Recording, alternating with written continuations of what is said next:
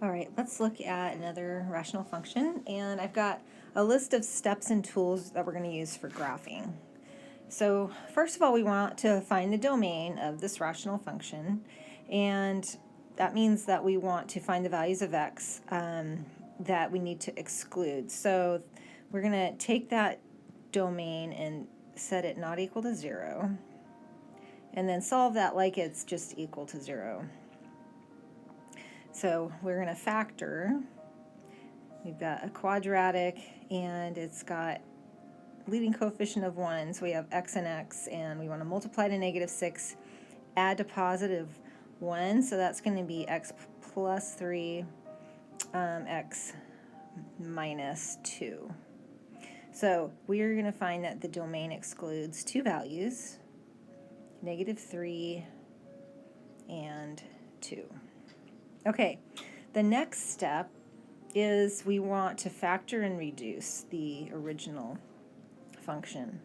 So we can factor out a -1 in the numerator. So we get -1 out in front of x plus 3 over, well, we just factored that quadratic, so we know that it's x plus 3, x minus 2. And we see that we are going to be able to cancel that factor of x plus 3. So the reduced form is -1 over x minus 2. So this reduced form is what we're going to use to determine the holes and the x and y intercepts and the horizontal asymptote and the critical values. So those four that I circled, we use the reduced form of the rational function. Okay, so we want to keep in mind that this is the reduced form. So that was step number 2. All right, step number 3, we want to find the vertical asymptotes. Now, sometimes there can be more than one, and the vertical asymptotes are going to be from the reduced form, the values that make the reduced form undefined. So values of x that make the reduced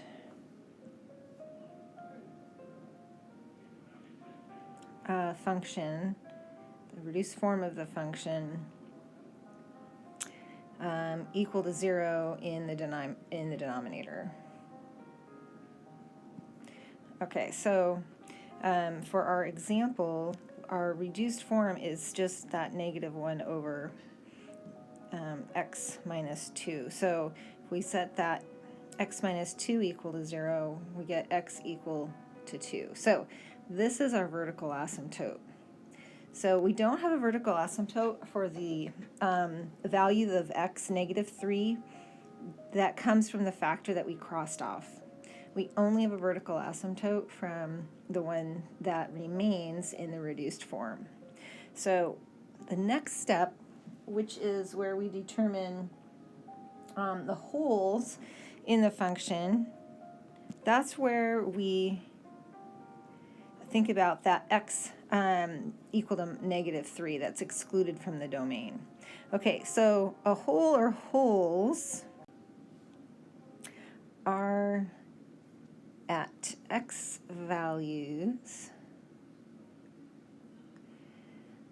that are excluded from the domain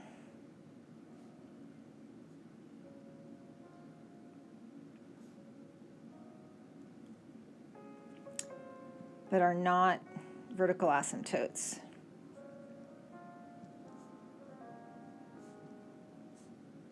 Okay, so in this case, remember we had our domain excluded.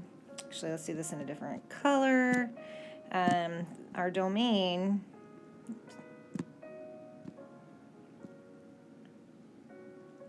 was excluding 2 and -3.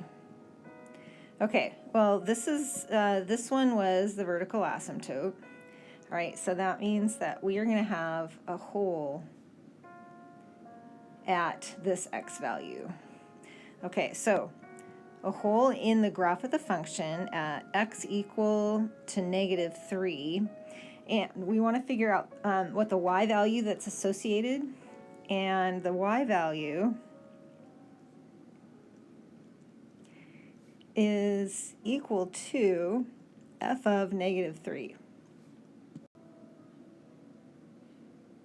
All right, so we are going to evaluate the reduced form of the function at or at x equal to -3. So we get -1 over -3 minus 2.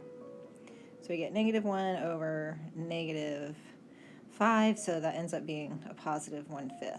Okay, so when we go to graph this, we are going to have a hole at this point where x is -3 and y is 1/5. So we're actually going to put an open point there at that, and we're not going to allow the graph to go through that point. Okay, so we're going to just kind of graph everything at the end when we have all of our pieces figured out. Okay, so the next tool or the next step that we're going to use is to find the x and y intercepts. And again, we are going to use that reduced form. So let's see here. We are on step number 5. And let's start with the y-intercept. So the y-intercept is f of 0. It's going to be our y-intercept. So we plug in a 0 for x, so -1 over 0 minus 2. So we get -1 over -2, which is positive 1/2. Okay, so when we go to graph this, we're going to be able to plot that point 0, 1/2. That is the y-intercept. And let's look at the x-intercepts, if they exist. So remember, to find the x-intercepts, we set the numerator equal to 0 and solve for x. But when our numerator does not have, it doesn't have an x in it, in this case our numerator is equal just to a -1, that means there are going to be no x-intercepts because we're never going to have that -1 equal 0. Okay, horizontal asymptote. So this is what I have listed as step 6. All right, so here's where we need to look at the degree of the numerator and the denominator. So the degree of the numerator, we call that n. Well, our numerator is just a -1, so that means our degree is actually 0, right? If we had an x there, we would have to have an exponent of 0 because it doesn't show up. And m, the degree of the denominator, is 1. So we compare those two, and we get n is less than m. And that's going to tell us what that horizontal asymptote is. Since we have the n is less than m, that means that the horizontal asymptote is y equal to 0. All right, or the x-axis. Okay. So let's go ahead and sketch what we have so far for this rational function.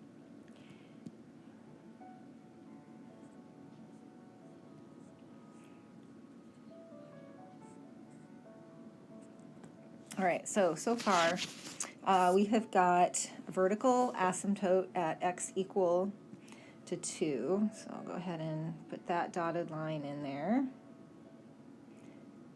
Okay, so that represents that value of x that's excluded after we reduce. And our y, or our horizontal asymptote is the x-axis, y equals 0. So put that in. There's no x-intercept, but our y-intercept, all right, we said was 1/2. So if we go to plot that, we're right there. Okay, that's all we have so far. Well, we actually could put the hole in. Remember, we have a hole at x equals -3 and y equals 1/5. So this is just kind of my best ability to do that. All right, so there's that open point at x equal to -3, y equal to 1/5. Okay. So now the last step, the last thing for us to look at is those critical values, and then that's going to give us everything we need to sketch this graph. So our critical values are x-intercepts and vertical asymptotes. So we don't have any x-intercepts, so we only have one critical value, and that's x equal to 2, our vertical asymptote. All right, so we create this number line. We're going to break it up at this critical value of 2, and that gives us two intervals, -infinity to 2, and then 2 to positive infinity. And we're going to evaluate the function, the reduced form of the function, at values of x from each of those intervals to figure out if we're going to be positive above the x-axis or negative below the x-axis. So let's look at f of, we just want less than 2, so we can pick x equal to 1. So plug that in, we get -1 over 1 minus 2. So we're going to get -1 over -1, which is equal to 1, which is positive. So for that first interval, we're going to be above the x-axis. And we can also plot a point. We can plot that point 1, 1 is on the graph, so right there. Okay, let's pick a value in the other interval. Let's go for x equal to 3. So -1 over 1, oops, sorry about that. That should be 3 minus 2. So we get -1 over 1, which is -1. That's less than 0, so we're going to be below the x-axis. Okay, we don't have any points to the right or for x values greater than 2. So we do now have this point that we can plot. We plugged in a 3 and a y value of -1. So if we plot that, we've got a point right there. Okay, now is where we use our last, now is where we use all of the pieces that we have so far and we sketch the graph. Using our definition of horizontal asymptote, we're going to connect these points as we go to the left. X values go to -infinity, and we're going to approach that horizontal line, y equals 0, but not touch it or cross it. We also want to make sure we don't go through that open point because that's a hole in the graph. And as we get close to that vertical asymptote from the left, our choices are to go to positive infinity or negative infinity. Well, in this interval, x less than 2, we have to be positive, so we go to positive infinity. All right, on the other side of the vertical asymptote, from 2 to positive infinity, we only have one point, but we can just, again, use the asymptotes to tell us what to do. As we go closer to the vertical asymptote, our only choice is for us to go to negative infinity, because from 2 to positive infinity, for x equal to 2 to positive infinity, the function is negative. Y values are negative, so we have to go to negative infinity. And then the horizontal asymptote tells us as x gets larger, we're going to get closer and closer to that x-axis, the horizontal asymptote, y equals 0. So that is the graph of that rational function.